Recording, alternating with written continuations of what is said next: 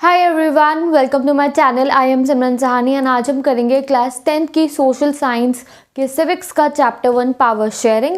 ये इस चैप्टर के इंपॉर्टेंट क्वेश्चन वीडियोस है। क्लास 10 स्टूडेंट्स, अगर आपको इस चैप्टर का एक्सप्लेनेशन देखना है, पूरा चैप्टर पढ़ना है, तो वीडियो का लिंक डिस्क्रिप्शन बॉक्स में गिवन है। चैप्टर 1 पावर शेयरिंग, वहाँ से जाके आप पढ़ सकते हो। आई एम सिमरन सहानी, मैंने क्लास 10 की सोशल साइंस पूरी पढ़ाई हुई अपने चैनल पे and now I have started revision batch of class 10 social science. इसमें हम लोगों ने हिस्ट्री के इंपॉर्टेंट क्वेश्चन कर लिया, ज्योग्राफी के इंपॉर्टेंट क्वेश्चन कर लिए एंड आज हम सिविक्स कर रहे हैं। Then we will do the economics. So we are doing important question, MCQ 1 marker and 2 markers, your long answer. I'll be telling you each and everything. तो ये questions बहुत important है and you have to prepare them. And map question, cartoon question we'll do separately. तो let's start today's video. आज हम civics के power sharing के 15 सबसे important 1 marker करेंगे। MCQ फॉर्म में भी आ सकते हैं, as you know, subjective type, objective। MCQ type आपके एग्जाम में ज़्यादा आएगा, 1 मार्कर ज़्यादा आएंगे and some of the long answer, जो इस चैप्टर में से लॉन्ग आंसर, अगर आपने इस चैप्टर की ये 3 लॉन्ग आंसर भी प्रिपेयर कर लिया तो you are 90% prepare for this chapter. इसके अलावा बाकी जो लॉन्ग आंसर है, just read them and you will be able to write your answer. और if you want the notes hand written type format and 1 markers each and every question answers of SST and English class 10, तो मेरी Instagram ID पे सारा study material डला हुआ है। You can go and take it. History geography पूरा है, civics I be uploading now, eco भी अपलोड हो जाएगा, तो आप जाके इंस्टाग्राम से ले सकते हो। Just follow me and take the notes, ठीक है। और next thing is long answer. जो बच्चे इंस्टाग्राम यूज़ नहीं करते तो उनके लिए मैं ये 3 लॉन्ग आंसर डिस्क्रिप्शन बॉक्स में पेस्ट कर दूंगी, जितनी लिमिट होगी। तो आप इंस्टा यूज़ नहीं करते हो तो इन 3 लॉन्ग आंसर्स को अच्छे से इस वीडियो में से, इसके डिस्क्रिप्शन बॉक्स में से लर्न कर लेना, ठीक है। तो let's start the 15 MCQs 1 markers. और अगर तुम्हारा प्री बोर्ड है और तुम इन छोटी छोटी वीडियोस को देख के चले गए हर एक चैप्टर की, तो 90% मार्क्स तुम प्री बोर्ड में अपने सिक्योर कर सकते हो ओनली फ्रॉम दीज वीडियोस। और बोर्ड्स के लिए, रिविजन के लिए बहुत इंपॉर्टेंट है ये। तो let's start. What is the capital of Belgium? तो ब्रुसेल्स। ये आपको MCQ फॉर्म में आ सकता है, ब्रुसेल्स, बेल्जियम, ऐसी अलग अलग कैपिटल दी जाएंगी to make you confused. Next question, what led to the tension between the French speaking and Dutch speaking in the Belgium? ठीक है, तो the minority French community was richer and more powerful than the majority Dutch speaking area. This led to the tension between the Dutch and the French speaking people in Belgium. ठीक है, तो इस तरीके से आप अपना जो आंसर है to the short to the point रखोगे and you will get the full marks. Next question देखते हैं। How many time the constitution of Belgium was amended from 1970 to 1993? तो answer is 4 times it was amended, यानी कि change हुई, बदलाव है, बार बार बदलाव है, सो दैट वो एस्पिरेशंस, वो सारे के सारे डिमांड्स पूरी कर पाए हर एक कम्युनिटी की। Question number 4, which languages were spoken in Belgium? तो वी ऑल नो बहुत French, Dutch and German, and mainly which 2 languages were spoken in Belgium? French and Dutch. Question number 5, which community dominated in capital Brussels? तो we all know French community. And rest of the area में कौन सी community dominate करती थी? Dutch. और capital में कौन सी करती थी? फ्रेंच। और फ्रेंच अमीर थे, जो डच स्पीकिंग थे वो kindly we can say that they were not that rich. 6th question, which of the following ethnic group has the largest population in Belgium? अब हम एथनिक ग्रुप पे आ गए हैं, तो फ्लेमिश। ओके, तो पूरा एथनिक ग्रुप की जो कॉम्पोजिशन है वो आपको लर्न करनी है अच्छे से।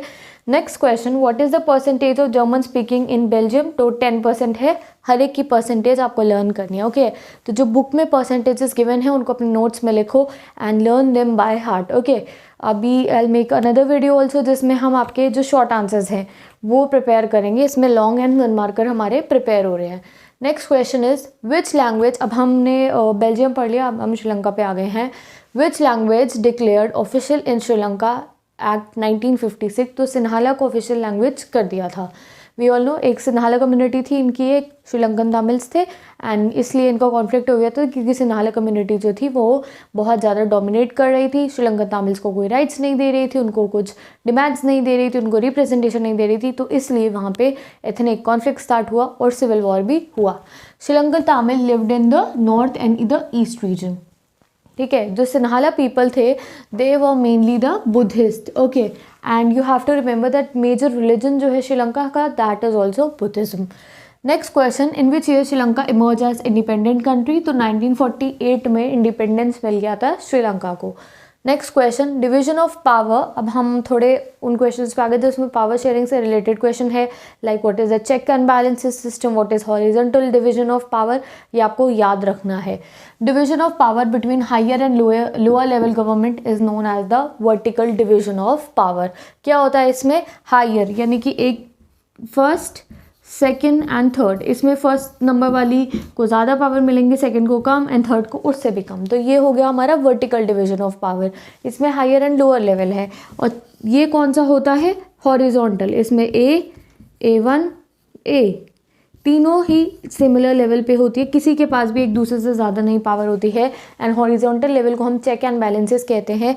अगर A2 गलत काम करेगा तो AO से और A1 दोनों बोल सकता है, अगर A गलत काम करेगा तो A2 और A1 दोनों इसको बोल सकता है। जैसे हमारे यहाँ पर है लेजिस्लेटिव, एग्जीक्यूटिव एंड जुडिशरी, ठीक है। तो चेक एंड बैलेंसेस का सिस्टम को हॉरिजॉन्टल कहते हैं एंड हायर एंड लोअर को क्या कहते हैं, वर्टिकल डिवीजन।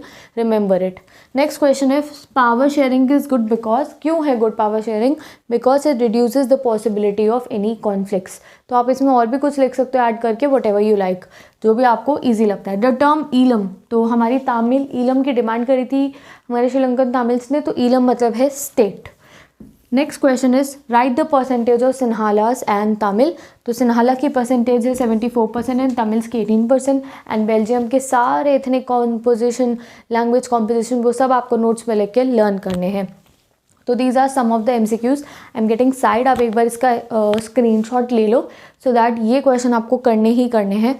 ओके, तो आपने स्क्रीनशॉट अब ले लिया होगा पॉज करके। एंड अब हम करेंगे लॉन्ग आंसर। देखो लॉन्ग आंसर कितने, एक रिफ्रेशर खोलोगे कितने सारे लॉन्ग आंसर गिवन होते हैं, बट सब करने की क्या ज़रूरत है। कई बार ऐसा होता है हमने 3 पढ़ लिए क्वेश्चन और उसी से रिलेटेड हम दूसरे क्वेश्चन में भी बनाकर लिख सकते हैं और फुल मार्क्स जितना लिख सकते हैं। ऐसा नहीं है कि कुछ कम लिखेंगे, ठीक है। तो बेसिक स्ट्रक्चर, बेसिक क्वेश्चंस जिससे आपका फुल चैप्टर प्रिपेयर हो सकता है, तीनों पोर्शन से चैप्टर के, वो मैंने यहाँ लिखे हैं, डिस्क्रिप्शन बॉक्स में आंसर गिवन है। Just learn them and 90% prepare हो जाओगे आप अपने बोर्ड एग्जाम के इस चैप्टर के लिए, ठीक है। तो first question is explain 2 reasons why power sharing is desirable. कि पावर शेयरिंग डिजायरेबल क्यों है, उसके 2 रीज़न बताने हैं।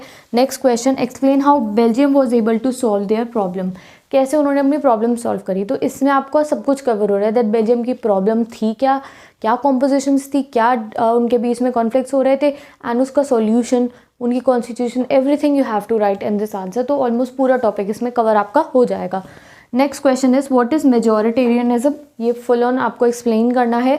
How it has increase the feeling of alienation in Sri Lankan Tamil. So we saw in the chapter that Sinhalas ने अब majority community थी, उन्होंने डोमिनेट करा तामिल्स को एंड दे फील एलियनेटेड। उन्हें ऐसा लगने लगा श्रीलंका उनका है ही नहीं। They feel very far away from Sri Lankan Sinhalese कह सकते हैं हम। तो इसलिए उसका इफेक्ट आपको पूरा बताना है and what happened in Sri Lanka because of this majoritarianism, उसको आपको फुल एक्सप्लेन करना है। डिस्क्रिप्शन बॉक्स में आंसर गिवन है, तो वो आप डायरेक्ट लर्न कर सकते हो। नोट्स तुम्हें मिलेंगे इंस्टाग्राम पे चैप्टर एक्सप्लेनेशन के साथ साथ में। बाकी वीडियोस तुम्हें देखनी है तो प्लेलिस्ट चेक करो, like class 10th SST playlist is given, उसमें मैंने सैम्पल पेपर भी कराया है एंड हिस्ट्री के क्वेश्चन है, ज्योग्राफी के हैं, सिविक्स के हैं, ईगो के होंगे, एक्सप्लेनेशन पूरा SST का करा चुकी हूँ। If you want to study English, उसकी प्लेलिस्ट गिवन है, इंग्लिश की प्लेलिस्ट आप जाके देख सकते हो। So just prepare for your board exams.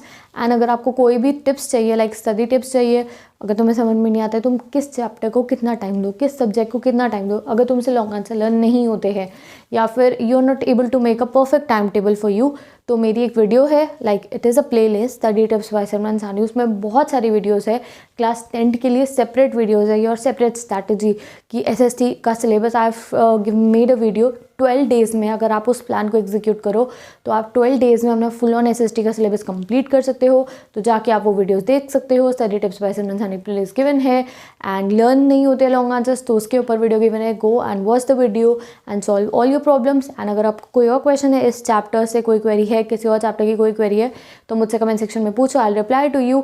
और if there is anything else you can ask me down in the comment section. Thank you for watching this video. Bye bye, take care, and don't forget to share this video with all your classmates. I'll meet you in the next video. Till then, do your self study.